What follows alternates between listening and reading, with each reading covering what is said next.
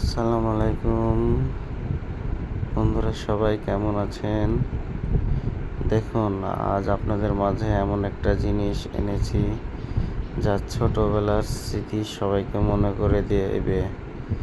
আমরা বাংলাদেশে প্রায় 60% গ্রামে বসবাস করি এবং অনেক ছোটবেলায় এই গাছের সাথে পরিচিত। এই গাছের নাম কি কমেন্টস করে জানাবেন। আর কে কে এই গাছের সুস্বাদু মিষ্টি ফল খেয়েছেন? এটা খেলে জ্বরও ভালো হয় এবং এটার পাতার রস খেলে কৃমি ভালো হয়। অত্যন্ত সুস্বাদু এই ফল।